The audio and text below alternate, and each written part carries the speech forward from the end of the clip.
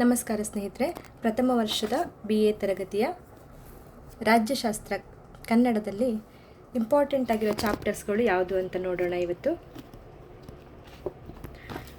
Recent ವರ್ಷಗಳಲ್ಲಿ continuous repeated ಆಗಿರೋ ಕ್ವಶನ್ಸ್ಗಳನ್ನು ನೋಡಿಕೊಂಡು ಯಾವ ಚಾಪ್ಟರ್ ಓದಿದರೆ ನಿಮಗೆ ಎಕ್ಸಾಮಲ್ಲಿ ಸ್ವಲ್ಪ ಮಾರ್ಕ್ಸ್ ತೆಗಿಲಿಕ್ಕೆ ಈಸಿ ಆಗ್ತದೆ ಅಂತ ಹೇಳ್ಕೊಂಡು ಅದೇ ಚಾಪ್ಟರ್ನ ಮಾರ್ಕ್ಸ್ ಮಾಡಿಟ್ಕೊಂಡಿದ್ದೀನಿ.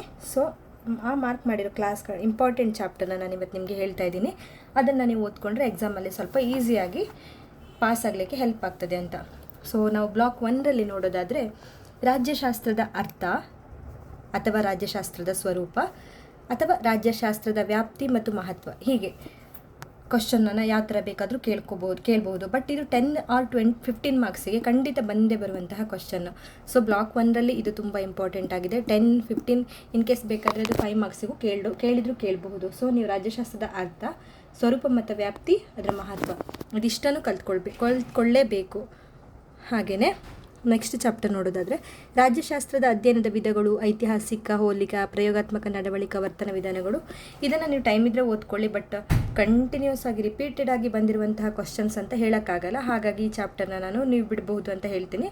ಸಮಯ ಇದ್ದರೆ ನೀವು ಓದ್ಕೋಬಹುದು, ಇಲ್ಲ ಅಂತ ಪಕ್ಷದಲ್ಲಿ ಚಾಪ್ಟರ್ನ ನೀವು ಬಿಡಬಹುದು. ಹಾಗೆಯೇ ಇನ್ನೊಂದು ತುಂಬ ಇಂಪಾರ್ಟೆಂಟ್, ಹಾಗೆ ಅದು 15 ಮಾರ್ಕ್ಸಿಗೆ ಖಂಡಿತ ಬಂದೇ ಬರುವಂತಹ ಒಂದು ಕ್ವಶನ್ ಅಂದರೆ ರಾಜ್ಯದ ಮೂಲಾಂಶಗಳು. ನಾನು ಈ ಚಾಪ್ಟರನ್ನು ಕ್ಲಾಸ್ ತೊಗೊಳ್ತೇನೆ, ಹಾಗೆ ಈ ಚಾಪ್ಟರ್ನ ನೀವು ಬಿಡಲೇಬೇಡಿ. ಖಂಡಿತವಾಗಿ ಇದು 10 ಕ್ವಶನ್ಸ್, ಇಲ್ಲ ಅಂದರೆ 15 ಮಾರ್ಕ್ಸಿಗೆ ಬಂದೇ ಬರುವಂಥ ಕ್ವಶನ್ಸು. ಇವೆರಡು ತುಂಬ ಇಂಪಾರ್ಟೆಂಟ್ ಇದೆ. ಹಾಗೆ ಮುಂದೆ ಯಾವುದು ಇಂಪಾರ್ಟೆಂಟ್ ಇದೆ ಅಂತ ಹೇಳ್ತೀನಿ. ಇದು ಮತ್ತು ಈ ಚಾಪ್ಟರ್ನ ಓದ್ಕೊಳ್ಳಿ, ಮಿಸ್ ಮಾಡಿಬಿಡಿ. ಹಾಗೆ ಇನ್ನೊಂದು, ಈ ಬ್ಲಾಕ್ 1ರಲ್ಲಿ ಬಂದೇ ಬರುವಂತಹ ಕ್ವಶನ್ ನೀವು ಮಿಸ್ ಮಾಡೋ ಹಾಗೆ ಇಲ್ಲ ಅಂತ ಹೇಳೋದಾದರೆ ಪರಮಾಧಿಕಾರದ ಅರ್ಥ, ಹಾಗೆ ಪರಮಾಧಿಕಾರದ ಲಕ್ಷಣಗಳು ಮತ್ತು ವಿಧಗಳು ತುಂಬ ಇಂಪಾರ್ಟೆಂಟ್ ಇದೆ. ನಾನು ಪರಮಾಧಿಕಾರದ ಅರ್ಥ, ವ್ಯಾಖ್ಯೆಗಳು, ಲಕ್ಷಣಗಳು ಅಥವಾ ಅದರ ವಿಧಗಳು ಇದರದ್ದೊಂದು ಕ್ಲಾಸ್ ಮಾಡಿ ಇವಾಗಲೂ ಆಲ್ರೆಡಿ ಹಾಕಿದ್ದೀನಿ. ಸೊ ನೀವು ಈ ಚಾಪ್ಟರ್ನ ಅದರಲ್ಲಿ ಒಂದು ಸಲ ನೋಡ್ಕೋಬಹುದು. ಅಂದರೆ ಅದರದ್ದು ಪರಮಾಧಿಕಾರದ ಲಕ್ಷಣಗಳಲ್ಲಿ ನಿಯರ್ಲಿ 11 ಪಾಯಿಂಟ್ಸ್ ಇದೆ ಅನಿಸುತ್ತೆ. ಸೊ ಆ ಪಾಯಿಂಟ್ಗಳನ್ನು ನೀವು ಜಸ್ಟ್ ಓದ್ಕೊಂಡ್ರೆ ತುಂಬ ನಿಮ್ಗೆ ಖಂಡಿತವಾಗಿ ಇದು ಬಂದೇ ಬರುವಂಥ ಕ್ವಶನ್ಸ್, ನೀವು ಇದನ್ನು ಬಿಡೋ ಹಾಗೇ ಇಲ್ಲ. ಹಾಗೆ ಇದು 3 ಚಾಪ್ಟರ್. ಇನ್ನೊಂದು ಇಂಪಾರ್ಟೆಂಟ್ ಆಗಿರುವಂಥ ಚಾಪ್ಟರ್ ಅಂದರೆ ಪರಮಾಧಿಕಾರದಲ್ಲಿ 5 ಆರ್ ಅದು 10 ಮಾರ್ಕ್ಸಿಗೂ ಬರಬಹುದು. ಅದರಲ್ಲಿ ಜಾಸ್ತಿ 5 ಮಾರ್ಕ್ಸಿಗೆ ಯಾವ ಥರ ಕೇಳ್ತಾರೆ ಅಂದರೆ ಏಕತ್ವವಾದ ಅಂತ ಕೇಳ್ತಾರೆ. ಪರಮಾಧಿಕಾರದ ಏಕತ್ವವಾದ ಜಾಸ್ತಿ ಬಂದಿರುವಂಥದ್ದು ಆಸ್ಟಿನ್ನ ಪರಮಾಧಿಕಾರ ಅಥವಾ ಬಹುತ್ವವಾದ 5 ಮಾರ್ಕ್ಸಿಗೆ ಜಾಸ್ತಿ ಬಂದಿದೆ. ಸೊ ನೀವು 10 ಮಾರ್ಕ್ಸ್ 5 to 10 ಮಾರ್ಕ್ಸಿಗೆ ಅಂತಲೇ ಇಟ್ಕೊಳ್ಳಿ. ಸೊ ಇದಿಷ್ಟು ಚಾಪ್ಟರ್ನ ಇದರಲ್ಲಿ ಓದ್ಕೋಬೇಕು. ರಾಜ್ಯದ ಸ್ವರೂಪ, ಜೈವಿಕ ಸಿದ್ಧಾಂತ ಕೂಡ ಬಂದಿದೆ, 1-2 ಸಲ ಬಂದಿದೆ ರಿಪೀಟೆಡ್ ಆಗಿ. ನಿಮಗೆ ಸಮಯ ಇದ್ದರೆ ಇದು ಓದ್ಕೊಳ್ಳಿ. ನಾನು ಯಾವ ಚಾಪ್ಟರನ್ನು ನೀವು ಬಿಡಿ ಅಂತ ಹೇಳಿದ್ದೀನಿ, ಅದು ಖಂಡಿತ ಬರುವುದೇ ಇಲ್ಲ ಆ ಚಾಪ್ಟರ್ ಎಕ್ಸಾಮಿಗೆ ಅಂತಲ್ಲ, ಬಟ್ ನಿಮಗೆ ಕೊನೆ ಕ್ಷಣದಲ್ಲಿ ಓದುವವರಿಗೆ ಹೆಲ್ಪ್ ಆಗಲಿ. ಇದೊಂದು ಚಾಪ್ಟರ್ನ ಓದ್ಕೊಂಡ್ರೆ ಬಂದೇ ಬರುವಂಥದ್ದು. ಯಾಕಂದರೆ ನಿಮಗೆ ಕ್ವಶನ್ಸ್ ಪೇಪರ್ಸ್ನ ರೀಸೆಂಟ್ ವರ್ಷಗಳಲ್ಲಿ ನಿಯರ್ಲಿ 2022 ಇಂದ ಕಂಟಿನ್ಯೂ ರಿಪೀಟೆಡ್ ಆಗಿ, ಅದಕ್ಕಿಂತ ಹಿಂದಿದ್ದು ನೋಡಿದ್ದೀನಿ. ಸೊ 2022 ಇಂದ ಕಂಟಿನ್ಯೂಸ್ ರಾಜ್ಯಶಾಸ್ತ್ರದಲ್ಲಿ ಯಾವುದೆಲ್ಲ ರಿಪೀಟೆಡ್ ಆಗಿ ಬಂದಿದೆ ಅದೇ ಚಾಪ್ಟರನ್ನು ಮಾತ್ರ ನಾನು ಇಲ್ಲಿ ತೊಗೊಂಡು ಹೇಳ್ತಾ ಇದ್ದೀನಿ. 100% ನೀವು ಇದನ್ನು, ಈ ಚಾಪ್ಟರ್ನ ಖಂಡಿತ ಓದ್ಕೋಬೋದು. ಮತ್ತು ಅದರಲ್ಲಿ ಬಂದೇ ಬರ್ತದೆ, ಮಿಸ್ಸೇ ಆಗಲ್ಲ ಕ್ವಶನ್, ಅಷ್ಟು ಗ್ಯಾರಂಟಿಯಲ್ಲಿ ಈ ಮಾತನ್ನು ಹೇಳ್ತಿದ್ದೀನಿ. ಹಾಗೆ ಯಾವುದು ಬಿಟ್ಟಿದೆ ಅದನ್ನು ಕೂಡ ನಿಮಗೆ ಸಮಯ ಇದ್ದರೆ ನೀವು ಓದ್ಕೋಬಹುದು. ಹಾಗೆಯೇ ಬ್ಲಾಕ್ 2ಅಲ್ಲಿ ನೋಡೋದಾದರೆ ಇದು ಘಟಕ 7ರಲ್ಲಿ ರಾಜ್ಯದ ಉಗಮ, ದೈವಿಕ ಸಿದ್ಧಾಂತ ಇದೆಲ್ಲ ಅಷ್ಟು ರಿಪೀಟೆಡ್ ಆಗಿ ಬರ್ತಾ ಇಲ್ಲ ಕ್ವಶನ್ಸು. ಸೊ ನೀವು ಇದನ್ನು ಬಿಡ್ಬೋದು, ಈ ಚಾಪ್ಟರನ್ನು ಬಿಡ್ಬೋದು. ಹಾಗೆ ಸಾಮಾಜಿಕ ಒಪ್ಪಂದ ಸಿದ್ಧಾಂತ, ಇದು ಕೂಡ ಥಾಮಸ್ ಹಾಬ್ಸ್ ರವರ ಸಾಮಾಜಿಕ ಒಪ್ಪಂದ ಸಿದ್ಧಾಂತ ಅಥವಾ ಜೆ ರೂಸೋ ಅಂತ ಜಸ್ಟ್ ಅಷ್ಟನ್ನೇ ನಿಮಗೆ 5 ಮಾರ್ಕ್ಸಿಗೆ ಕೇಳಬಹುದು. ಇದು ಖಂಡಿತ ತುಂಬ ಸಲ ರಿಪೀಟ್ ಆಗಿದೆ ಅಂತ ಹೇಳಲಿಲ್ಲ ಅಂದ್ರೂ ಬರಬಹುದು. ಸಮಯ ಇದ್ದರೆ ನೀವು ಇದೊಂದು ಓದ್ಕೋಬಹುದು. ಹಾಗೆಯೇ ಮತ್ತು ನೀವು ಘಟಕ 10ರಲ್ಲಿ ಓದ್ಕೊಳ್ಳಿ ಅಂತ ಹೇಳೋದಾದರೆ ಹಕ್ಕುಗಳು, ಇದು ಖಂಡಿತ ಬರ್ತದೆ. 10 ಆರ್ 15 ಮಾರ್ಕ್ಸಿಗೆ ಬರುವಂಥದ್ದು. ಹಕ್ಕುಗಳ ಅರ್ಥ ಕೇಳ್ತಾರಲ್ಲ, ಹಕ್ಕುಗಳ ಪ್ರಾಮುಖ್ಯತೆ, ಕರ್ತವ್ಯಗಳು, ಅದರ ಅರ್ಥ ಮತ್ತು ಪ್ರಾಮುಖ್ಯತೆ, ಸೊ ಹೀಗೆ ಕೇಳ್ತಾರೆ. ಸೊ ಹಕ್ಕುಗಳು ಮತ್ತು ಕರ್ತವ್ಯಗಳು ತುಂಬ ಇಂಪಾರ್ಟೆಂಟ್. ಸೊ ಈ ಘಟಕ 2ರಲ್ಲಿ ನೀವು ಓದ್ಕೊಳ್ಳೇಬೇಕಂತ ಇರುವಂತಹದ್ದು ಈ ಹಕ್ಕುಗಳು ಮತ್ತು ಕರ್ತವ್ಯಗಳಿದೆಯಲ್ಲ, ಈ ಚಾಪ್ಟರ್. ಹಾಗೆ ಹಕ್ಕುಗಳ ವರ್ಗೀಕರಣ, ಇದು ಖಂಡಿತ ಬಂದೇ ಬರ್ತದೆ. ಮತ್ತು ಹಕ್ಕುಗಳ ಸಿದ್ಧಾಂತಗಳಲ್ಲಿ ಸಾಮಾಜಿಕ ಹಕ್ಕು, ಕಲ್ಯಾಣ ಅಥವಾ ಜಾಸ್ತಿ ಕಾನೂನುಬದ್ಧ ಹಕ್ಕುಗಳ ಸಿದ್ಧಾಂತ, ಇದನ್ನು ಅಷ್ಟು ರಿಪೀಟೆಡ್ ಆಗಿ ಬಂದಿಲ್ಲ. ಆಪ್ಷನ್, ನಿಮಗೆ ಟೈಮ್ ಇದ್ದರೆ ನೀವು ಓದ್ಕೊಳ್ಳಿ, ಇಲ್ಲ ನಿಮಗೆ ಓದ್ಕೊಳ್ಳೋಕ್ಕೆ ಸಮಯ ಇಲ್ಲ ಅಂದರೆ ಇದನ್ನು ಆಪ್ಷನಿಗೆ ಬಿಟ್ಬಿಟ್ಟು ಈ ಚಾಪ್ಟರಲ್ಲಿ, ಈ ಬ್ಲಾಕಲ್ಲಿ ಇವೆರಡು ಘಟಕ 10 ಮತ್ತು 11 ಓದ್ಕೋಬಹುದು. ಅಂದರೆ ನಾನು ಈಗಾಗಲೇ ತುಂಬ ಸಲ ಹೇಳಿರೋ ಹಾಗೆ ನಾನು ಬಿಟ್ಟಿರೋ ಚಾಪ್ಟರ್ ಬರೋದಿಲ್ಲ ಎಕ್ಸಾಮ್ಗೆ ಅಂತ ಯಾವುದೇ ಗ್ಯಾರಂಟಿ ನಾನಿಲ್ಲಿ ಕೊಡ್ತಾ ಇಲ್ಲ. ಬಟ್ ರಿಪೀಟೆಡ್ ಆಗಿ ಬಂದಿರುವ ಎಲ್ಲ ಕ್ವಶನ್ ಪೇಪರ್ಗಳನ್ನು ನೋಡಿ ರಿಪೀಟೆಡ್ ಆಗಿ ಬಂದಿರುವ ಕ್ವಶನ್ಸ್ಗಳನ್ನು ಮಾತ್ರ ಅದರ ಚಾಪ್ಟರ್ನ ಮಾತ್ರ ನಾನು ತೊಗೊಂಡು ಹೇಳ್ತಾ ಇದ್ದೀನಿ. ಹಾಗೆಯೇ ಬ್ಲಾಕ್ 3 ನೋಡೋದಾದರೆ ಈ ಬ್ಲಾಕ್ 3 ತುಂಬ ಇಂಪಾರ್ಟೆಂಟ್ ಆದ ಚಾಪ್ಟರ್ ಆಗಿರ್ತದೆ. ಯಾಕಂದರೆ ತುಂಬ ರಿಪೀಟೆಡ್ ಕ್ವಶನ್ಸ್ಗಳು ಇದರಿಂದ ಕೂಡ ಬಂದಿದೆ. ಹಾಗಾಗಿ ಬ್ಲಾಕ್ 2 ನೀವು 2 ಚಾಪ್ಟರನ್ನು ಓದ್ಕೊಂಡ್ರೆ ನಿಮಗೆ ಪಾಸ್ ಆಗಲಿಕ್ಕೆ ಸ್ವಲ್ಪ ಈಸಿ ಆಗ್ತದೆ. ಸಮಯ ಇದ್ದರೆ ನೀವು ಉಳಿದ ಚಾಪ್ಟರ್ಗಳನ್ನು ಓದ್ಕೊಳ್ಳಿ.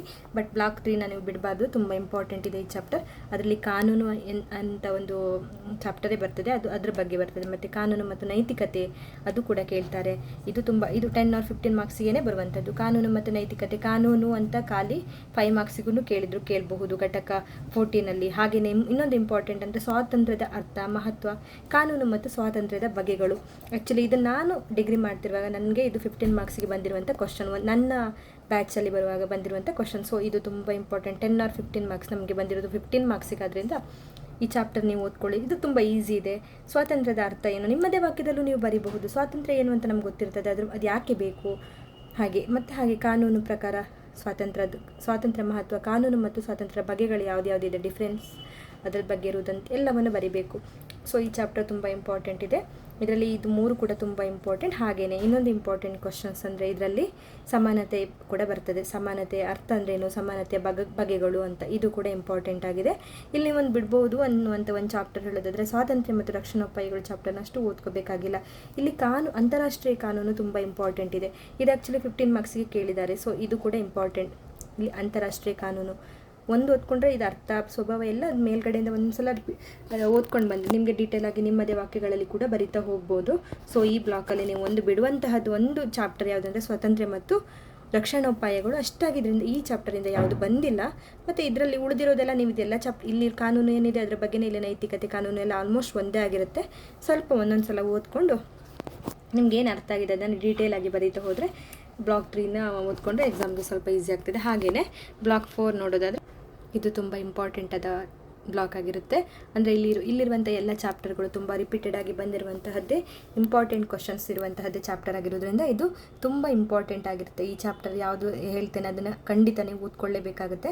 ಸೊ ಪ್ರಜಾಪ್ರಭುತ್ವ, ಅದರ ಅರ್ಥ ಅಥವಾ ಅದರ ಸ್ವರೂಪ, ಇಲ್ಲ ಅದರ ಅನುಕೂಲ ಮತ್ತು ಅನಾನುಕೂಲ 10 or 15 ಮಾರ್ಕ್ಸಿಗೆ ಬಂದೇ ಬರುವಂತಹದ್ದು, ರಿಪೀಟೆಡ್ ಆಗಿ ಬರ್ತಾ ಇದೆ.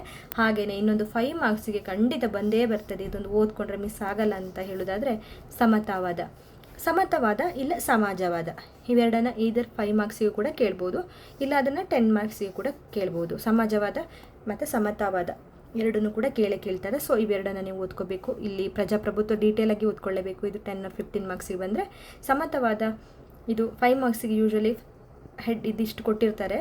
ಸಮತಾವಾದ ಸಮಾಜವಾದ ಇದನ್ನು ಕೊಟ್ಟಿರ್ತಾರೆ. ಇದು ಮೇ ಬಿ 5 to 10 ಮಾರ್ಕ್ಸಿಗೂ ಕೂಡ ಕೇಳ್ಬೋದು. ಸ್ವಲ್ಪ ಡೀಟೇಲಾಗಿ ನೋಡ್ಕೊಂಡು ಹೋಗಬೇಕು.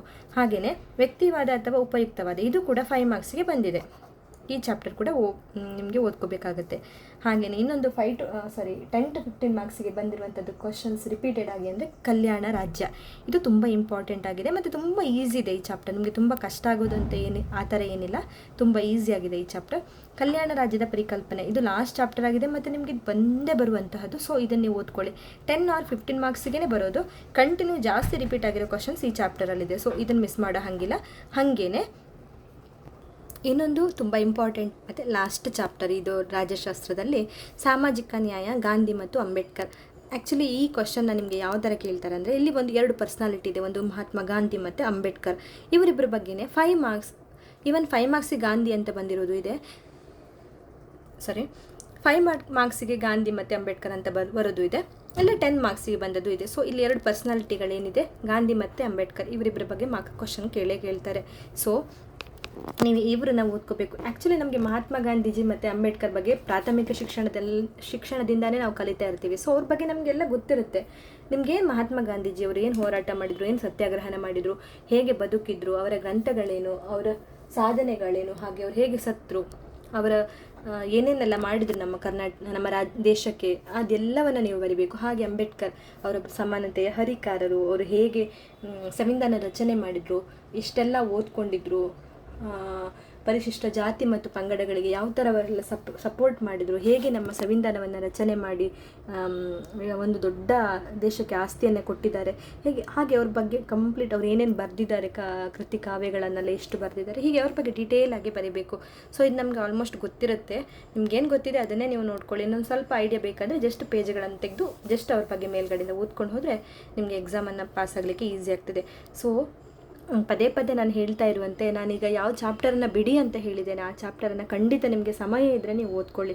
ಸಮಯ ಇಲ್ಲ ಅನ್ನುವಂಥ ಪಕ್ಷದಲ್ಲಿ ನೀವು ಅದನ್ನು ಸ್ಕಿಪ್ ಮಾಡ್ಬೋದು, ಅಥವಾ ಆಪ್ಷನ್ಗೆ ಬಿಟ್ಟು ನಾನು ಏನು ಹೇಳಿದ್ದೇನೆ ಅದನ್ನು ಖಂಡಿತ ಓದ್ಕೊಳ್ಳಿ. ಹಾಗೆ 5 to 10 ಮಾರ್ಕ್ಸಿಗೆ ಬರುವಂಥ ಕ್ವಶನ್ಸ್ ಯಾವ್ದು ಹೇಳಿದ್ದೇನೆ, 10 to 15 ಮಾರ್ಕ್ಸಿಗೆ ಅದು ಖಂಡಿತ ತುಂಬ ಸಲ ರಿಪೀಟೆಡ್ ಆಗಿರುವ ಕ್ವಶನ್ಸ್ ಆಗಿರೋದ್ರಿಂದ ನೀವು ಅದನ್ನು ಮಾತ್ರ ಓದ್ಕೊಂಡ್ರೆ ಖಂಡಿತ ನಿಮಗೆ ಎಕ್ಸಾಮಲ್ಲಿ ಪಾಸ್ ಆಗಲಿಕ್ಕೆ ಈಸಿ ಅಂತೂ ಖಂಡಿತ ಆಗೇ ಆಗ್ತದೆ ಅಂತ ಹೇಳ್ತಾ ಈ ವಿಡಿಯೋನ ಮುಗಿಸ್ತಿದ್ದೀನಿ. Thank you.